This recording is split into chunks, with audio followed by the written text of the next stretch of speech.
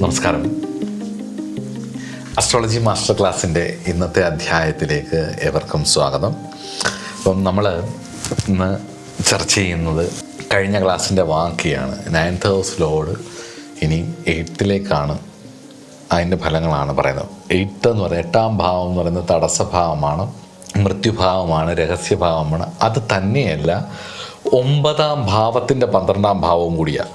9ാം ഭാവത്തിൻ്റെ 12 എന്ന് പറയുമ്പോൾ ഭാവാൽ ഭാവചിന്തയിൽ ഭാവത്തിൻ്റെ 12ാം ഭാവം ആ ഭാവത്തെ നശിപ്പിക്കുന്ന ഭാവമാണ്. അതായത് ഏതൊരു ഭാവത്തിൻ്റെയും അതിൻ്റെ 12ാം ഭാവം ബലപ്പെടുകയാണെങ്കിൽ ആ ഭാവത്തിനൊരു കേടുണ്ട്. ഉദാഹരണത്തിന് ലഗ്നത്തിൽ ഏത് ഗ്രഹം മോശമായി ബലപ്പെടും, ഇപ്പോൾ ലഗ്നത്തിൽ രവിയൊക്കെ ബലപ്പെട്ട് കഴിഞ്ഞ് കഴിഞ്ഞാൽ ഈ 2ാം ഭാവത്തിന് കുറച്ച് കേട് വരും. എന്നാൽ രക്തത്തിൻ്റെ രവി ബലപ്പെടുന്നത് നല്ലതല്ലേ എന്ന് ചോദിച്ചു കഴിഞ്ഞാൽ പല കാര്യങ്ങളിലും നല്ലതാണ്, പക്ഷേ 2ാം ഭാവത്തിന് അത് കുറച്ച് കേടുണ്ടാക്കും.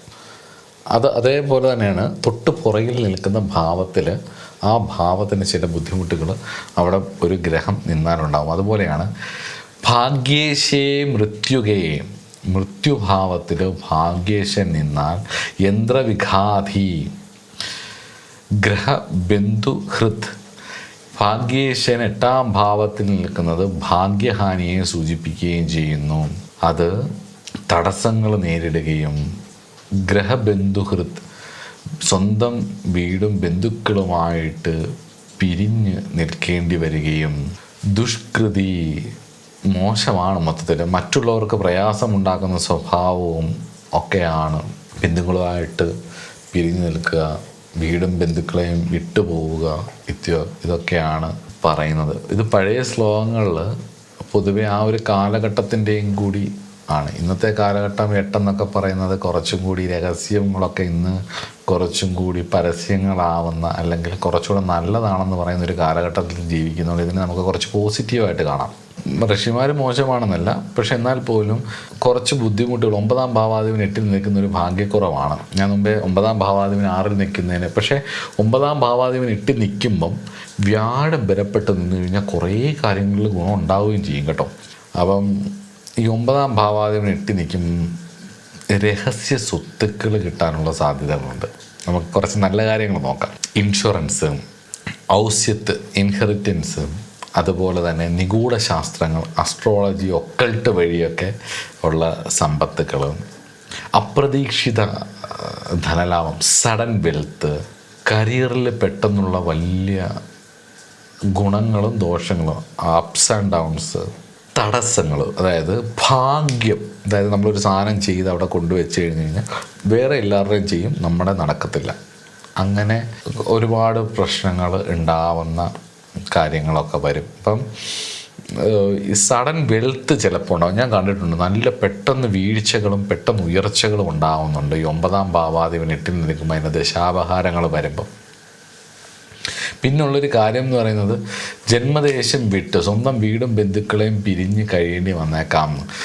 അതൊരു കണക്കിന് നല്ലതാണ്. ഇന്നത്തെ കാലത്ത് ഒരുപാട് ആൾക്കാർ മൈഗ്രേറ്റ് ചെയ്യുന്നുണ്ട് PR-ന് വേണ്ടി, പെർമനൻറ്റ് റെസിഡൻസിന് വേണ്ടിയിട്ടൊക്കെ വിദേശത്ത് അതിൻ്റെ വിസയ്ക്ക് വേണ്ടിയൊക്കെ ശ്രമിക്കുന്നവർക്ക് ഇങ്ങനൊരു യോഗം ഉണ്ടെങ്കിൽ നല്ലതാണ്. വീടിനെയും ബന്ധുക്കളെയൊക്കെ വിട്ട് പോയി അവിടെ സെറ്റിലാവാനും അവിടെ വീട് വാങ്ങിക്കാനും അവിടുന്ന് പ്രതീക്ഷിക്കാതെ അപ്രതീക്ഷിതമായിട്ടുള്ള ധനലാഭം ഉണ്ടാവാനും ഒക്കെയുള്ള സാധ്യതകൾ ഉണ്ട്. മുൻജന്മത്തിൽ ചെയ്ത ഇതിൻ്റെ ഒരു കാർമിക് മെറിറ്റ് പറയാം. 9ാം ഭാവാധിപൻ 8ൽ നിൽക്കുമ്പം ദോഷങ്ങളുണ്ടാവും, പക്ഷേ എന്നാൽ പോലും നമുക്ക് കുറച്ച് കാർമിക് മെറിറ്റുകളും പറയാം. അതായത് ഈ 9ാം ഭാവാധിപൻ 8ൽ നിൽക്കുന്ന പല ആൾക്കാരും അസ്ട്രോളജി പ്രൊഫഷണലായിട്ട് എടുത്തില്ലെങ്കിൽ പോലും അസ്ട്രോളജിയുടെ ഒരുപാട് കീസ്, രഹസ്യമായിട്ടുള്ള ഇത് പഠിച്ചു കഴിഞ്ഞാൽ മാത്രമല്ല ഇതിൻ്റെ കുറേ ഉള്ളറകളുള്ള കുറേ സാധനങ്ങൾ തപ്പിയെടുക്കുന്നത് ഞാൻ കണ്ടിട്ടുണ്ട്. അതിനൊരു പക്ഷേ കാരണം എന്ന് പറയുന്നത് മുൻജന്മത്തിൽ രഹസ്യമായി ചെയ്ത വലിയ ദാനധർമ്മങ്ങളും ആത്മീയ സാധനങ്ങളുടെയോ ഫലമായിട്ട് ഈ ജന്മത്തിൽ വലിയ പ്രതിസന്ധികളിൽ നിന്നും അത്ഭുതകരമായിട്ട് രഹസ്യമായിട്ട് പെട്ടെന്ന് ഒരാൾ വന്ന്, അറിയാത്ത ഒരാൾ വന്ന് സഹായിച്ച് അങ്ങനെ അങ്ങ് പോകുന്നത് കാണാം. അതുപോലെ തന്നെ പൂർവജന്മത്തിൽ ചെയ്ത പൈതൃകപരമായിട്ടുള്ള കടങ്ങൾ നിമിത്തം, പൂർവ്വജന്മത്തിന് ആൻസിസ്ട്രൽ അല്ലെങ്കിൽ പിതൃദോഷവുമായിട്ട് ബന്ധപ്പെട്ടിട്ടുള്ള ജാതകമാണ് എന്നുള്ളതാണ്. അപ്പം പൂർവികരുടെ ശാപമോ മുൻജന്മത്തിൽ ചെയ്ത ആത്മീയമായിട്ടുള്ള ഗുരുതര വീഴ്ചകളോ ഇതിന് കാരണമാണ്. അതുകൊണ്ട് തന്നെ പരിഹാരമായിട്ട് പിതൃബലി തർപ്പണം കൃത്യമായിട്ട് ചെയ്യണം. അതുപോലെ തന്നെ ജ്യോതിഷം, ധ്യാനം, അതുപോലെ തന്നെ ഗുരുക്കന്മാരുടെ ശുശ്രൂഷ, ഗുരുക്കന്മാർ പറയുന്ന കാര്യങ്ങളൊക്കെ കുറച്ച് സ്ട്രഗിൾ ചെയ്യേണ്ടി വന്നാലും ഇതെല്ലാം അങ്ങ് ചെയ്യുകയും വേണം. പ്രത്യേകിച്ച് പിതൃക്കളെ പ്രീതിപ്പെടുത്തുക എന്നുള്ളതാണ്, പിതൃപ്രീതി വരുത്തുക എന്നുള്ളതാണ്. അത് ചെയ്യണം, ചെയ്ത് മുന്നോട്ട് പോകാൻ ശ്രമിക്കുകയും വേണം. ഇനിയും 9ാം ഭാവാധിപൻ 9ൽ നിന്നാൽ സ്വക്ഷേത്രത്തിൽ, തൻ്റെ സ്വന്തം ക്ഷേത്രത്തിൽ നിന്ന് ഭാഗ്യേശേ നവമേ പ്രീതി ബന്ധുഷു ഗുരുതേ ദൃഢം. ഭാഗ്യേശൻ സ്വന്തം ഭവനത്തിൽ തന്നെ നിൽക്കുന്നത് പരമമായ ഭാഗ്യമാണ്. സ്വക്ഷേത്ര ബലവാൻ എന്നൊക്കെ പറയില്ലേ, സ്വക്ഷേത്രത്തിൽ ബലവാനായിട്ട് നിൽക്കുന്നത്. ഇവർ ബന്ധുക്കളോട് ദൃഢമായ സ്നേഹം പുലർത്തുന്നവനും വലിയ ധർമ്മങ്ങൾ ചെയ്യുന്നവനും അതേസമയം ജീവിതം ആസ്വദിക്കുന്നവരുമായിരിക്കും. ദാതാഭോക്ത സുപൂജ്യശ്ച സ്വകുടുംബസ്യ പോഷക. അതായത് ദാതാഭോക്ത, അതായത് ജീവിതം നന്നായി ആസ്വദിക്കുന്നവരും സമൂഹത്തിൽ വലിയ രീതിയിൽ ആദരിക്കപ്പെടുന്നവരും, സുപൂജ്യശ്ച ആദരിക്കപ്പെടുന്ന ഇവർ സ്വന്തം കുടുംബത്തെ നന്നായി സംരക്ഷിക്കുന്നവരും ആയിരിക്കും എന്നുള്ളതാണ്. അപ്പം ഭാഗ്യമാണത്. ഗ്രഹത്തിന് അതിൻ്റെ സ്വാഭാവികമായിട്ടുള്ള പൂർണ്ണശക്തി സ്വക്ഷേത്ര ബലവാനാവുമ്പം ലഭിക്കും എന്നുള്ളത് ഞാൻ ഈ 1350 അടുത്ത വീഡിയോ ആവാൻ പോകുന്നു. ഇപ്പോൾ പറയേണ്ട കാര്യമില്ല, ആദ്യകാലങ്ങളിൽ പറഞ്ഞിട്ടുള്ള കാര്യങ്ങളാണ്, കണ്ടിട്ടുള്ളവർക്ക് മനസ്സിലാവും. അപ്പം ഇവർ മികച്ച പ്രൊഫസർമാരോ അല്ലെങ്കിൽ ആത്മീയ ഗുരുക്കന്മാരോ ജഡ്ജിമാരോ തത്വചിന്തകരോ നല്ല ഐശ്വര്യമുള്ളവരോ ആയിട്ട് മാറും. ഇവരുടെ സാന്നിധ്യം തന്നെ കുടുംബത്തിനും സുഹൃത്തുക്കൾക്കും ഐശ്വര്യമുണ്ടാവും. ഇവർ ചില കുട്ടികളൊക്കെ അങ്ങനെ ഉണ്ടായിക്കഴിഞ്ഞതിന് ശേഷമൊക്കെ അച്ഛനമ്മമാർക്കൊക്കെ വെച്ചടി കയറ്റമായിരിക്കും. അവരുടെ ആ ഒരു 16-17 വയസ്സ് വരുമ്പോഴത്തേക്ക് കുട്ടി ജനിച്ച്, പ്രത്യേകിച്ച് രണ്ടാമത്തെ കുട്ടികളൊക്കെ ഇങ്ങനെയുള്ള ജാതകം പൊതുവേ ചില കുട്ടികളുടെ നോക്കിയാൽ മതി. അച്ഛനമ്മമാരുടെ ഭാഗ്യം ഉദിക്കുന്ന സമയത്ത് ജനിക്കുന്ന കുട്ടികളുടെ എന്ന് പറഞ്ഞാൽ കുട്ടികൾ ജനിച്ച ശേഷം വളരെ, അത് ഞാൻ കൂടുതലും കണ്ടുകൊണ്ട് രണ്ടാമത് വരുന്ന കുട്ടികളിൽ എനിക്ക് തോന്നുന്നു ഇവരുടെ ഒരു സുഹൃതം വരുന്ന സമയമാകുമ്പോഴാണെന്ന് തോന്നും. കുട്ടികൾ വരുന്ന സമയത്ത് ഇവർക്ക് ഭൗതികപരമായിട്ടുള്ള ഉയർച്ചയ്ക്കുള്ള എല്ലാ ഗുണങ്ങളും കൂടി ആയിരിക്കും ആ കൊച്ചു ജനിക്കുന്നത്. അപ്പോൾ അതിനത് കിട്ടേണ്ടത് കൊണ്ട് തന്നെ അച്ഛനമ്മമാർക്ക് അത് ഉണ്ടാവുകയും ചെയ്യും. അപ്പോൾ അത് ഒരു ഭാഗ്യമാണെന്ന് വെച്ചാൽ ആദ്യത്തെ കുട്ടികളുണ്ടാകുമ്പോൾ അത് ഉണ്ടാവില്ല എന്നല്ല, ഇതേ യോഗം ആദ്യത്തെ കുഞ്ഞിനുണ്ടായാലും അതുണ്ടാവും. അപ്പോൾ അതാണ് ഞാൻ പറഞ്ഞത്. അപ്പോൾ ഈ ആ ഒരു കുടുംബത്തിനും സുഹൃത്തുക്കൾക്കും ഒരു ഐശ്വര്യം ഉണ്ടാവുകയും ചെയ്യും എന്നുള്ളത് ഉറപ്പാണ്. പിന്നെ കാർമിക് മെറിറ്റ്, മുൻജന്മത്തിൽ ധർമ്മനിഷ്ഠയോടെ ജീവിക്കുകയും മറ്റുള്ളവർക്ക് വഴികാട്ടിയാവുകയും ചെയ്ത് മുന്നോട്ട് പോകേണ്ട ഒരാത്മാവാണിതെന്നുള്ളതാണ്. അതിൻ്റെ ഫലമായി ഈ ജന്മത്തിൽ സമൂഹത്തിലും വലിയ ബഹുമാനവും സമാധാനവും ലഭിക്കും എന്നുള്ളത് ഉറപ്പാണ്. മുൻജന്മത്തിൽ ധർമ്മനിഷ്ഠയോടെ ജീവിക്കുകയും മറ്റുള്ളവർക്ക് വഴികാട്ടിയാവുകയും ചെയ്യുന്നത് ഒരു വലിയ കാര്യമാണ്. അപ്പോൾ അങ്ങനെ ചെയ്തിട്ടുള്ളവർക്ക് ഈ ജന്മത്തിൽ ആ 9ൽ ആ വ്യാഴമോ അല്ലെങ്കിൽ 9ൽ അത് വരുമ്പോൾ ഇവർ കുറച്ചും കൂടെ ഇമോഷണലായിരിക്കും എന്നുള്ളതാണ്, എമ്പത്തുകളായിരിക്കും. ഈ 9ാം ഭാവാധിപനും വ്യാഴവും മോശമാവുന്ന, 9ാം ഭാവാധിപൻ 6-12, വ്യാഴം 6-12, 9ൽ മോശം ഗ്രഹങ്ങൾ, 5ൽ കുജൻ, ശനി, രാഹു ഇത്യാദി ഗ്രഹങ്ങൾ, ഇതെല്ലാം കൂടി 3-4-5 കോമ്പിനേഷൻസ് ഒക്കെ ഒരുമിച്ച് വരികയാണെന്നുണ്ടെങ്കിൽ ഇമോഷൻസേ ഉണ്ടാവില്ല. ഇമോഷൻസ് പ്രകടിപ്പിക്കും, മനസ്സിലുണ്ടാവില്ല, പ്രകടിപ്പിക്കും. വെൽ പ്ലാൻഡ് ആയിരിക്കും. ഇവർക്ക് ബ്രെയിനിൻ്റെ ഇമോഷണൽ ഭാഗങ്ങളൊന്നും വർക്ക് ചെയ്യില്ല. അവർക്ക് വർക്ക് ചെയ്യും എപ്പോഴാണെന്ന് ചോദിച്ചു കഴിഞ്ഞാൽ അവരുടെ പ്രതിച്ഛായ തളരുന്ന സമയത്ത്. ഒരുപാട് ഇൻസെക്യൂരിറ്റീസിൻ്റെയും ട്രോമയുടെയും ആകത്തുകയായിരിക്കും. ഞാൻ എപ്പോഴും ശ്രദ്ധിക്കാറുണ്ട്, ഇവർ അങ്ങനെയുള്ളവരുടെ ജനിക്കുന്ന സാഹചര്യങ്ങളിൽ ഈ ഇമോഷണൽ ഇൻസ്റ്റെബിലിറ്റിയും അല്ലെങ്കിൽ ഇമോഷണൽ ഇൻസെക്യൂരിറ്റിയും ഒക്കെ ഉടലെടുക്കുന്നത് ഏതെങ്കിലുമൊക്കെ ഒരു ട്രോമാറ്റിക് സിറ്റുവേഷൻസിലൂടെ ആയിരിക്കും. ഈ ട്രോമാറ്റിക് സിറ്റുവേഷനിലേക്ക് ഇവരെ എത്താൻ എന്താണ് കാരണമെന്ന് നമ്മൾ പരിശോധിക്കുമ്പോൾ അത് ജ്യോതിഷത്തിൽ അതിനകത്ത് എന്തുകൊണ്ട് ആ ഒരു സിറ്റുവേഷൻ പ്രകൃതി ഇവർക്ക് ഒരുക്കി കൊടുത്തു എന്നുള്ളതാണ്. അപ്പം അതൊക്കെ എന്ന് പറയുന്നത് അത്രയും പൂർവ്വജന്മത്തിൽ ശാപതാപങ്ങൾ വാങ്ങിച്ചവർക്കാണ് അങ്ങനത്തുള്ള സിറ്റുവേഷൻ വരുന്നത്. അവർ ആസുരിക ജന്മമായിരിക്കും എന്നുള്ളതാണ്. ഇന്നതിന് പേഴ്സണാലിറ്റി ഡിസോർഡർ എന്നൊക്കെയാണ് നമ്മൾ പറയുന്നത്. മഹിഷാസുരനെ എടുത്ത് നോക്കിക്കഴിഞ്ഞ് കഴിഞ്ഞാൽ വളരെ പ്രസൻറ്റബിളായിരിക്കും, നല്ല രീതിയിൽ പെരുമാറുന്നവരായിരിക്കും അവരുടെ കൂട്ടത്തിലുള്ളവരുടെ ഇടയിൽ. പക്ഷേ അവരെ എതിർക്കുന്നവരെ ധാർമ്മികമായിട്ട് ചിന്തിക്കുന്നവരെ, അവരുടെ രീതി തെറ്റാണെന്ന് ചൂണ്ടിക്കാണിക്കുന്നവരെയൊക്കെ ഇവർ തളർത്തി നശിപ്പിച്ച് കളയും. ചിലവർ സൈലൻ്റായിട്ടായിരിക്കും അത് ഇടപെടുന്നത്.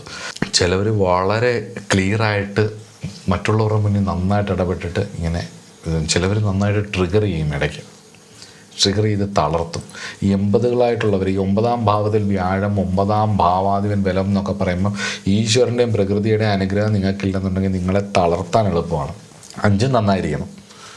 അപ്പോൾ അത് തളരാതിരിക്കാൻ നോക്കുക എന്നുള്ളതാണ്. അപ്പം മുൻജന്മത്തിൽ ധർമ്മനിഷ്ഠയോടെ ജീവിക്കുകയും മറ്റുള്ളവർക്ക് വഴികാട്ടിയാകുകയും ചെയ്തത് ഈ ജന്മത്തിലും തുടർന്നു പോവുക. അതുപോലെ തന്നെ മുൻജന്മത്തിൽ ചെയ്ത പുണ്യങ്ങളുടെ ഫലമായി ഈ ജന്മത്തിൽ എല്ലാം എളുപ്പത്തിൽ ലഭിക്കുന്നതുകൊണ്ട് ഇവർക്ക് അഹങ്കാരം വരാനുള്ള സാധ്യത വളരെ കൂടുതലാണ്. ധർമ്മം മറന്നാൽ ഭാഗ്യം നഷ്ടപ്പെട്ടു പോകും എന്നുള്ളത് ഓർക്കുക. സൽക്കർമ്മങ്ങൾ തുടരുക. അശരണരായ ആളുകളെ സന്തോഷിപ്പിക്കുക, പ്രകൃതിയെ സന്തോഷിപ്പിക്കുക. ഈശ്വരനും ഗുരുക്കന്മാരും പറയുന്ന കാര്യങ്ങൾ മനസ്സിലാക്കുക. പ്രകൃതി തരുന്ന ഓരോ കാര്യങ്ങളും മനസ്സിലാക്കുക. ഗട്ട് ഫീലിങ്ങുകൾ മനസ്സിലാക്കുക. അങ്ങനെയൊക്കെ മുന്നോട്ട് പോവുക. എല്ലാവിധ ഐശ്വര്യങ്ങളും ഉണ്ടാവട്ടെ എന്ന് പ്രാർത്ഥിക്കുന്നു. ഭാഗ്യേശൻ 10ാം ഭാവത്തിൽ, കർമ്മഭാവത്തിൽ. ഭാഗ്യേശൻ ദശമേ ഭൂപകർമാണം നൃപമാനിനം പുണ്യവന്തം മാതൃഭക്തം ശൂരം ഖ്യാതം നരംഹിതം. ഭാഗ്യേശൻ 10ാം ഭാവത്തിൽ നിന്നാൽ ജാതകൻ ഭരണാധികാരികളുമായി അടുത്ത ബന്ധം പുലർത്തുന്ന ആളായിരിക്കും. ഉയർന്ന പദവികൾ അലങ്കരിക്കുകയും ചെയ്യും. പുണ്യശാലിയും മാതാവിനെ ഭക്തിയോടെ സ്നേഹിക്കുന്നവനും ധീരനും പ്രശസ്തനുമായിരിക്കും. മുമ്പേ 9ാം ഭാവാധിപൻ, കഴിഞ്ഞ വീഡിയോയിൽ ഞാൻ പറഞ്ഞിരുന്നു, 9ാം ഭാവാധിപൻ 4ൽ നിന്ന് അച്ഛനെക്കുറിച്ചും ഇവിടെ 9ാം ഭാവാധിപൻ 10ൽ നിൽക്കുമ്പം അമ്മയെക്കുറിച്ചും പറയുന്നുണ്ട്.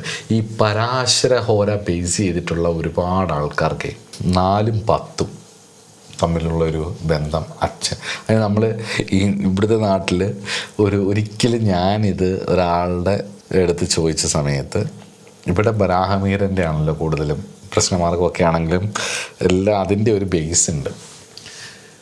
ഞാനൊരിക്കൽ ചോദിച്ചപ്പോൾ അത് അമ്മയുടെ നായർ എന്നുള്ളൊരു ചിന്ത ആയിരിക്കും എന്നുള്ളൊരു, അമ്മയുടെ പതി എന്നുള്ള രീതിയിൽ വളരെ പ്രായമുള്ള ഒരാളാണ്. അപ്പോൾ ഈ ഒരു കൊളോക്കിയൽ ലാംഗ്വേജാണ് യൂസ് ചെയ്തത്. അത് അമ്മയുടെ നായർ എന്നുള്ള ചിന്തയിലായിരിക്കും ഇത് പറഞ്ഞത്.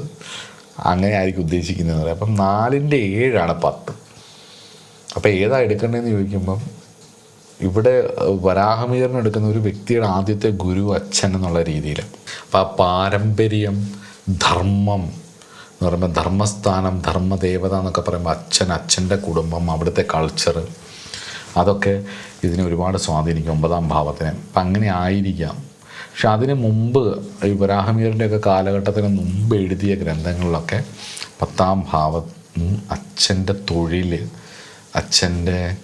അച്ഛൻ്റെ കുടുംബത്തിൻ്റെ തൊഴിൽ, കുടുംബ തൊഴിൽ അങ്ങനെയൊക്കെ വരുമ്പോൾ അങ്ങനെ ചിന്തിക്കണം എന്നും കൂടി ചില നോർത്ത് ഇന്ത്യൻ അസ്ട്രോളജേഴ്സ് ഇങ്ങനെ പറയാറുണ്ട്. എന്തായാലും നമുക്ക് നോക്കാം. ഭാഗ്യേശൻ ധർമ്മകർമാധിപതിയുടെ യോഗമാണ് 9ാം ഭാവാധിപൻ 10ൽ നിൽക്കുക എന്നുള്ളത്. ജ്യോതിഷത്തിലെ ഏറ്റവും വലിയ രാജയോഗങ്ങളിൽ ഒന്നായത് 9ാം ഭാവാധിപൻ 10ൽ നിൽക്കുന്നത്. ഞാൻ പലരുടെയും ജാതകത്തിലിത് കണ്ടിട്ടുണ്ട്. അവർ കരിയറിൽ നല്ല ഉയർന്ന പൊസിഷൻസിലായിരിക്കുന്നത്. അത് പഠിക്കേണ്ട ഒരു കാര്യമാണ്. ഞാൻ എത്ര പേരുടെ ധർമ്മകർമാധിപതിയുടെ ദശ തന്നെ കുറേ വർഷം വരും എന്നുള്ളതാണ്. ഒരു 10, 25, 30 വർഷം ആ സമയം കൊണ്ട് അത് മിഡ് ലൈഫിൽ ഒരു 25, 30 വയസ്സിന് ശേഷം ഒരു 50, 55 വയസ്സ് വരെ ആ ദശ വന്ന് അവർ വലിയ നിലയിൽ സക്സസ്ഫുൾ ആവുന്നത് കണ്ടിട്ടുണ്ട്. അത് നമ്മളെ അത്ഭുതപ്പെടുത്തും. ചില ഫലങ്ങളിങ്ങനെ വരുന്നത് കാണുമ്പോൾ നമ്മൾ ഞെട്ടും. അതുപോലെ തന്നെ ചില ഫലങ്ങൾ നമുക്ക് മനസ്സിലാവാതെയും നമ്മൾ ഞെട്ടും. പക്ഷേ ഇത് ജ്യോതിഷത്തിലെ ഏറ്റവും വലിയ രാജയോഗങ്ങളിലൊന്നായത് 9ാം ഭാവാധിപൻ 10ൽ നിൽക്കുന്നത്, അല്ലെ 9ഉം 10ഉം ഭാവാധിപന്മാർ ഒരുമിച്ച് യോഗം ചെയ്യുന്നത് ഒക്കെ തൊഴിൽ ബലമായ ഏറ്റവും ഉന്നതി നൽകുന്ന അവസ്ഥയാണിത്. ഗവൺമെൻറ് ഉദ്യോഗസ്ഥർ, വലിയ കോർപ്പറേറ്റുകളുടെ സിഇഒമാർ, രാഷ്ട്രീയ നേതാക്കൾ എന്നിവരെല്ലാം ഈ യോഗത്തിൽ വരും. ഇവർ ചെയ്യുന്ന ജോലിയിലൂടെയാണ് ആ ഭാഗ്യം പുറത്തേക്ക് വരുന്നതും. കഴിഞ്ഞ ജന്മത്തിൽ സമൂഹത്തിന് വേണ്ടി വലിയ നിസ്വാർത്ഥ സേവനങ്ങൾ ചെയ്തതിൻ്റെ പുണ്യമായിട്ടാണ് അതിനെ പറയുന്നത്. ഈ ജന്മത്തിൽ ഇവർക്ക് അധികാരവും ജനസ്വാധീനവും ജനങ്ങളുടെ സപ്പോർട്ടും ഇവർക്കുണ്ടാവും. മുൻ ജന്മത്തിൽ സമൂഹത്തിന് വേണ്ടി വലിയ കാര്യങ്ങൾ ചെയ്യാൻ നിയോഗിക്കപ്പെട്ടതും അതുപോലെ തന്നെ പൂർത്തിയാക്കാൻ കഴിയാതെ പോയ ആത്മാവുമാണ്. ഒരുപാട് ചെയ്തിട്ട് ആഗ്രഹിച്ചിട്ട് അത് പൂർത്തിയായില്ല. അതുകൊണ്ട് ഈ ജന്മത്തിൽ കർമ്മത്തിലൂടെ മാത്രം ഇവർ മോക്ഷം ലഭിക്കും, കർമ്മയോഗിയായി തീരും എന്നുള്ളതാണ്. അപ്പം ഇവർ ചെയ്യേണ്ട ഒരു കാര്യം എന്ന് പറഞ്ഞാൽ അഴിമതികൾ നടത്താതിരിക്കുക, ന്യായമായ വഴിയിലൂടെ മാത്രം പണം സമ്പാദിക്കുക, കീഴിൽ ജോലി ചെയ്യുന്നവരെ നന്നായി സ്നേഹിക്കുക, ഒരു കുടുംബത്തിലുള്ളവരെ പോലെ തന്നെ ചെയ്യുക. ന്യായമായല്ല പണം സമ്പാദിക്കുന്നതെങ്കിൽ അവസാന കാലം ഷഷ്ടിപൂർത്തിക്കപ്പുറം മനസ്സമാധാനമേ ഉണ്ടാവില്ല. ഒരുപാട് കഴിഞ്ഞ കാലങ്ങളെ ആലോചിച്ച് ഒരുപാട് ദുഃഖിക്കും എന്നുള്ളത് ഉറപ്പാണ്. ദുഃഖം വരാതെ എൻ്റെ ജീവിതാനുഭവം ഞാൻ ഡിറ്റാച്ച്ഡ് ആണെന്നൊക്കെ പറയും. വെറുതെ കാലം കളമൊരുക്കും, ഉറപ്പാണ്. അത് ഭൂമിയിൽ വെച്ച് കൊല്ലില്ല, പുറത്ത് വെച്ച് കൊല്ലില്ല, അകത്ത് വെച്ച് കൊല്ലില്ല എന്നൊക്കെ പറഞ്ഞ് വരം മേടിച്ചാലും അതിനുള്ള കാലം ഒരുങ്ങും എന്നുള്ളത് ഉറപ്പാണ്. അപ്പോൾ ഇനി അടുത്തത് നമുക്ക് ഭാഗ്യേശ്വൻ 11ാം ഭാവത്തിൽ നിന്നാൽ, ലാഭഭാവത്തിൽ നിന്നാൽ എങ്ങനെയാണ് നമ്മൾ നോക്കാം.